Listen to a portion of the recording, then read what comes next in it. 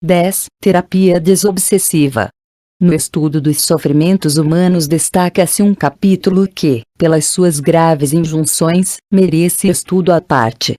Chaga moral do espírito. A obsessão tem uma generalização muito mais ampla do que se pode imaginar, tornando-se, periodicamente, uma virose de contágio célere, em face das circunstâncias que exige como decorrência do processo evolutivo das criaturas e do planeta, que a impõe como necessidade saneadora dos volumosos compromissos negativos que permanecem na economia da sociedade. Na Antiguidade Oriental, como depois, durante a Idade Média, apresentava-se com características epidêmicas e varria os povos, dava-lhes uma trégua e retornava intempestivamente. Confundida com a loucura nos seus diversos aspectos, tem desafiado os estudiosos do comportamento, da saúde, da religião e das ciências da mente. Sutil, em certas ocasiões, assume proporções inesperadas, levando a extremos lamentáveis aqueles que lhe tombam nas urdiduras. A humanidade tem-na sofrido, considerando-a, em diversas épocas, como castigo divino, e usado métodos de combate não menos cruéis, por desconhecimento da sua gênese, portanto, pela impossibilidade de enfrentá-la, de amenizá-la com recursos hábeis, eficazes. Trata-se da alienação mental por obsessão, isto é, pela ingerência da presença psíquica de um desencarnado num encarnado. A obsessão pode influenciar maleficamente também a organização física, produzindo patologias complexas quão danosas. Allan Kardec estudou-a com proficiência, sendo o primeiro investigador a penetrar-lhe as causas, dissecá-las, e apresentou as terapias compatíveis, capazes de amenizá-la ou erradicá-la completamente.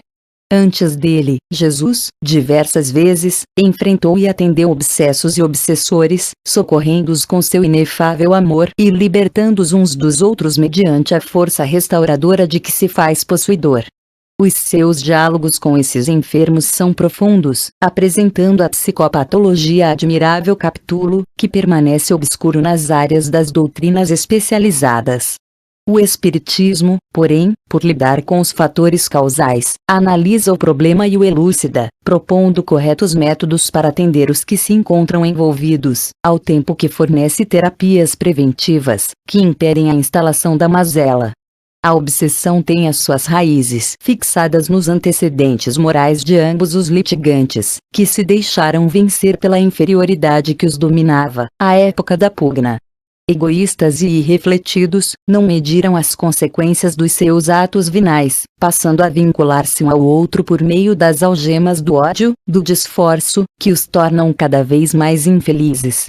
Arrastam-se, desse modo, por séculos de sofrimentos excruciantes, passando de vítimas a algozes, e reciprocamente, até que o amor lhes acenda a luz da esperança nas sombras onde se detém o perdão os torne verdadeiros irmãos na senda evolutiva. O amor é, assim, o primeiro medicamento para a terapia anti-obsessiva.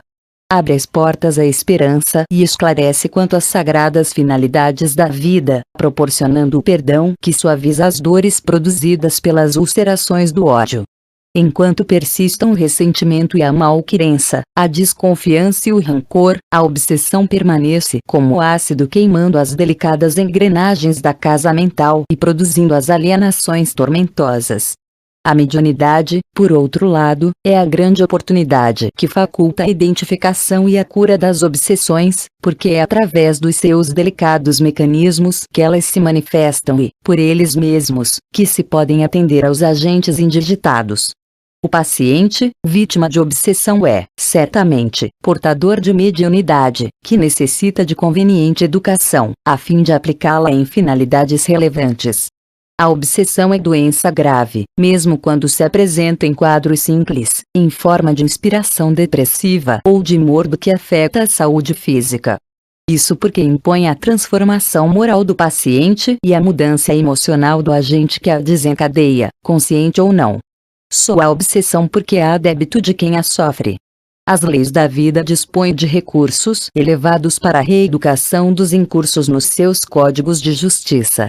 No entanto, a intemperança e precipitação dos indivíduos, perturbados em si mesmos, levam-nos aos desforços e vinganças, produzindo esses desnecessários processos de sofrimentos. A mente infeliz, mediante a monoideia de revide, descarrega ondas de ódio no seu desafeto que, desequipado de recursos morais, tais a vigilância, a caridade, o amor, captas pelo campo do perispírito, com o qual aquela sintoniza por afinidade vibratória até transformar-se em ideia perturbadora no seu próprio psiquismo. De outras vezes, irradia as mesmas deletérias energias e condensa, pela ação da vontade, as suas vibrações, apresentando-se com aspectos terrificadores durante a vigília e o parcial desdobramento pelo sono, e provocando vinculação pelo pavor, que se transforma em patologia alucinante.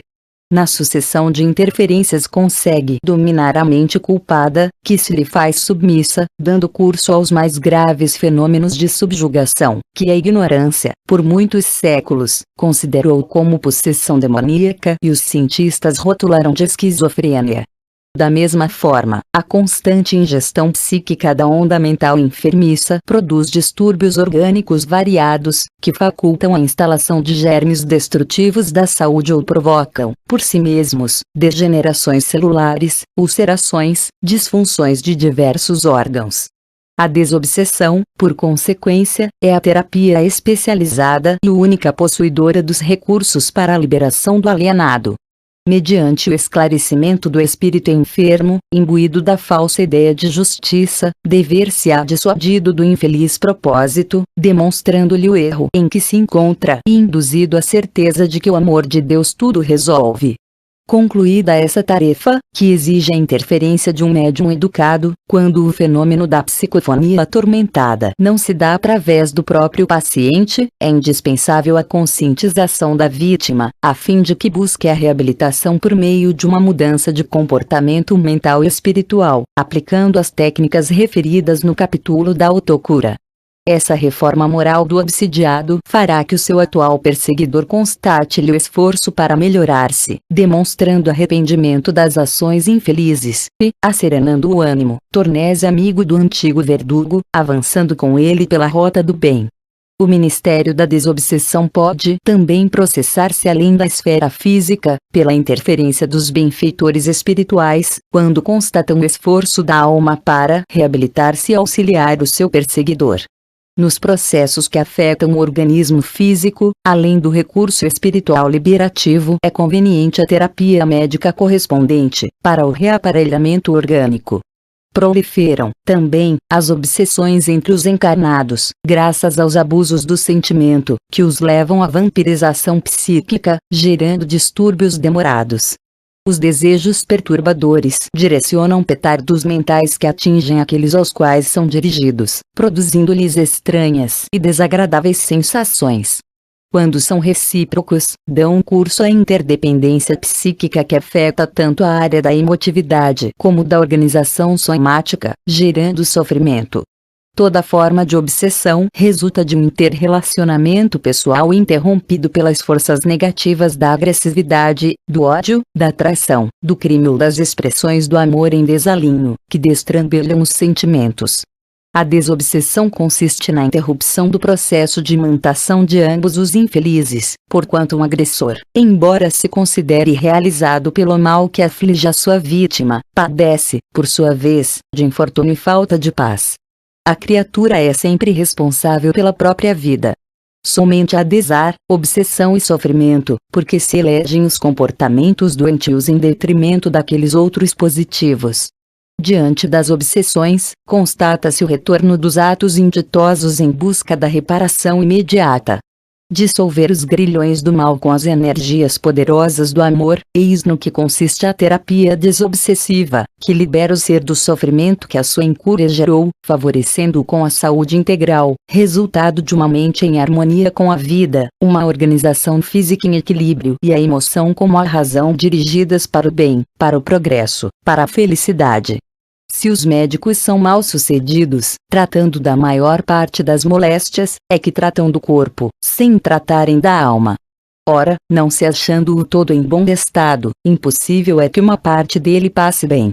O Evangelho segundo o Espiritismo, de Allan Kardec, Ultimi, ou, item 19, resumo da doutrina de Sócrates e Platão, 52 edição, FEB.